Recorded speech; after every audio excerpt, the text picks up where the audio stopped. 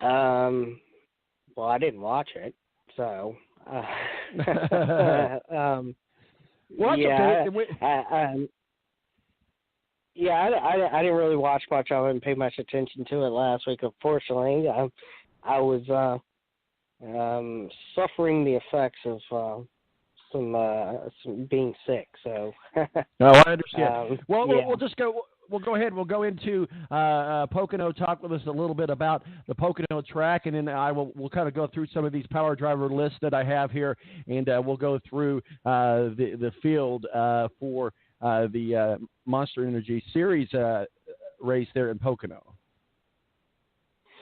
So you've got Pocono is a really unique track because it's built against three other tracks. One track that's no longer even in existence anymore. It's big. It can be flat in some areas. The tunnel turn has always been an issue for drivers in the past because of the bumps that occur down there. So we see some incidents that do occur at that end of the track. Again, as I was talking earlier, at the start of some of these stages or at the ends of cautions, a lot of these drivers try to dive down in turn 1, 2, 3, 4, odd wide, and that has, can be calamity corner at some points in the race too, especially as we near, either the end of the race or at the caution periods that go back to green. Overall, Pocono can be exciting in some degree, but it goes back to my point from earlier where the longer the green flags go, the more these cars get spread out. And, it's not necessarily, races for the lead. It's races for, 5th place or 10th place or mid-pack and some of these other drivers that are closer together, because clean air at a place like Pocono is key. And these cars seem to love clean air, and the more clean air you can get, the farther out that you're just going to separate yourself from the field.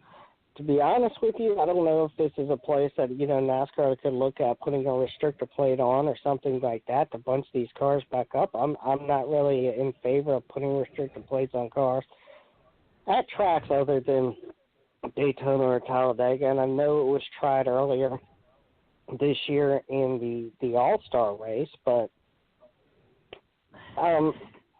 to be honest, I think it's worth a try at least at Pocono, because I think the fans that are coming out there and the fans that are watching at home, it's an enjoyable race, but I think that they could, just try some different things in order to get these cars just a little bit closer together.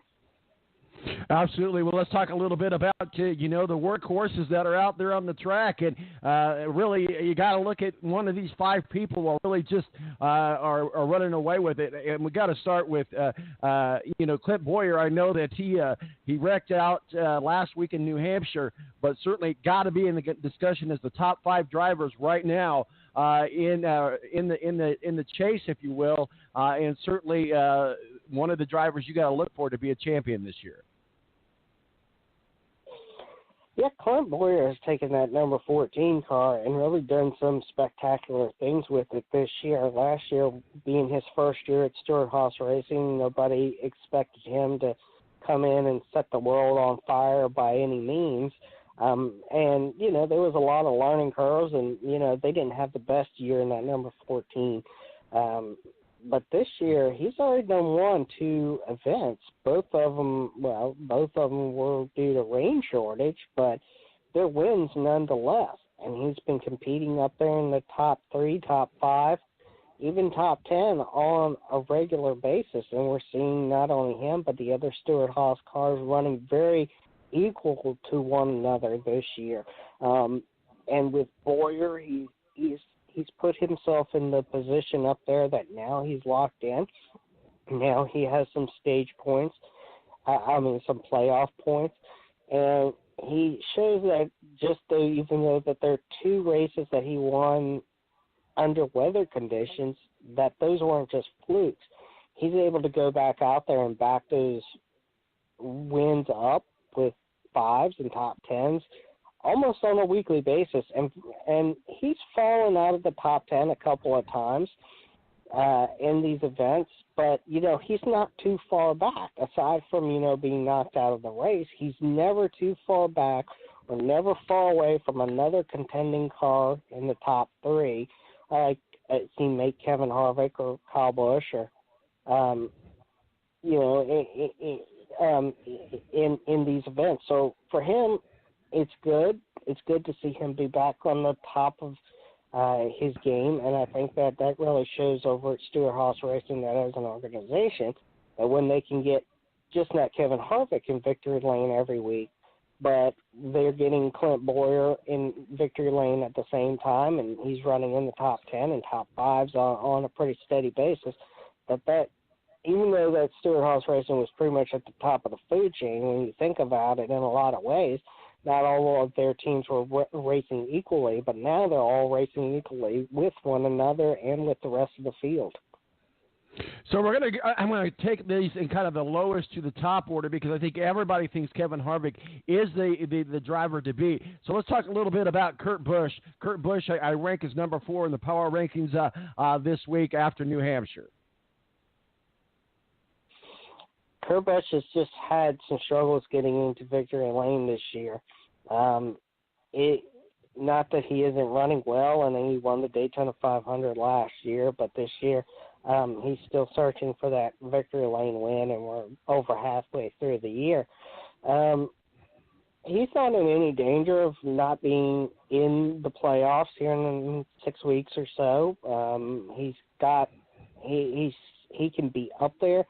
But if he's really going to solidify himself down the stretch through those 10 events, he's either going to have to win a race now, or he's going to have to win a race when they get into the chase or the playoffs very quickly. Because with everybody else and the points that they've stacked up upon themselves, he can find himself out of it just as quick as he got in it. Absolutely. Martin Truex Jr., obviously last year's champion, and certainly he makes no bones about it that he's after another championship here in 2018. Martin Truex Jr., I think he's got right now. He's got a lot of tough competition. He's got a lot of tough competition outside of the tracks that he's good at. He's good at these mile and a half race tracks, and we've got a lot of them coming up in the next, 16 weeks or so. But for him, he's going to have to, at some of these events, start. Even though I think he's running well. He's going to have a tough time when it comes to Kevin Harvick and Kyle Busch, to be honest. They seem to be a little bit stronger at a variety of tracks where that team has staked their existence on these mile and a half race tracks, and they're performing well at other tracks, but they're just at some extent they're not performing as well as the other top 3 that are dominating pretty much this entire year. Absolutely. Well, let's talk about the other Busch, Kurt Busch's brother, and that's Kyle Busch. Kyle Busch is right there hanging tight with Kevin Harvick. I look for him to go back to victory lane pretty quickly in the next couple of weeks. If he doesn't go to victory lane at Bristol, which has been a place that he's dominated in the past, then I would say that Richmond, a couple weeks into the playoffs, you're going to see him back in victory lane. Maybe Indy coming up. I think Indy is another place that he could potentially go to victory lane at. But really, I think, looking forward, he's got at least 2 to 3 events right now between Bristol and Richmond that he'll be back in victory lane in no time. All right. Well, the elephant in the room, well, not really the elephant in the room, but certainly the fastest guy on the track, and has proven that freaky fast is freaky fast, and that's Kevin Harvick. Well, I don't know how you're going to stop him. It seems like every few weeks he's winning and on a consistent basis. 6 wins already this year. For him and that team, I don't think there's really anything, honestly, they could do any different than what they're doing right now. Let the chips fall where they may. They've got enough points to carry them almost to Homestead at this point, provided that they don't win, another race or two between now and, the cutoff there at Indianapolis. And if they do, I think they're just going to be a really tough team to go out there, because Harvick has won at Homestead before. Yeah, Truex has too, but I think it just lessens the burden on that team, because they're just so far out there that reeling them back in is going to be a tough chore, and especially on the tear that they've been every few weeks or so back in victory lane. So, yeah, for them, they're just tough right there. They're a tough team right now to try and do anything with. Everybody else really just needs to run their own team and let Kevin Harvick do Kevin Harvick things right now. All right, well, who do we got for a prediction for tomorrow at Pocono? I'm liking, I'm going to say Ryan Blaney goes back to victory lane. He won there last year in the Wood Brothers number 21. This year he's over at Penske Racing. He's been really, really close this year. He was close back, a couple of weeks ago, but that was rained out. So they were close enough that I feel that had that race gone all the way through, that they may have been the ones in victory lane. So I'm thinking tomorrow afternoon it will be Ryan Blaney again in victory lane at Pocono. All right, well, we'll see what happens. We got to get going as we get ready for our NFL preview. Any thoughts on your Redskins, sir? Don't watch. Not going to happen. Nothing's going to happen with them this year. And not at least Dan Snyder is out of the picture. Well, we'll get into the Redskins and other teams on the NFL. Rick Riggin, our executive producer, standing by in the balanced green room, and ed-kracz, beat writer for the Philadelphia Eagles, is going to be joining us as well. Steve, where can people find your work and your masterpieces, sir? You can follow us at Speedway Digest on Twitter, Facebook.com/Speedway Digest, and SpeedwayDigest.com. I got Brett Winningham up there in Iowa this weekend, so you can follow all his work. All right, we got us a good race weekend ahead, and we'll be right back right here on the Balance Radio Networks. Thanks, Steve. Thanks.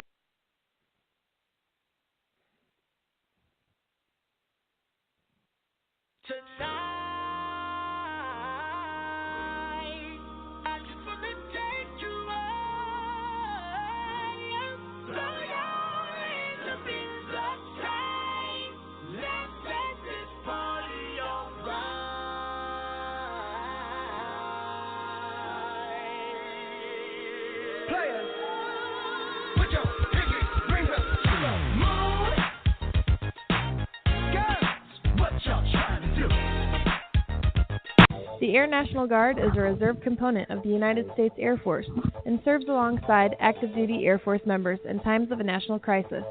In addition, the Air Guard serves the state and local community in a wide range of capacities. The reason people join the Air Guard is as diverse as our members and includes such reasons as a deep desire to serve their country, money for college, travel, new job skills, and the pride that goes along with belonging to the greatest military organization in the world.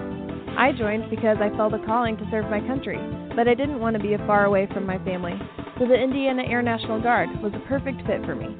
With over 95 different career opportunities to choose from and 100% paid college tuition to any state-funded college, why not give us a call?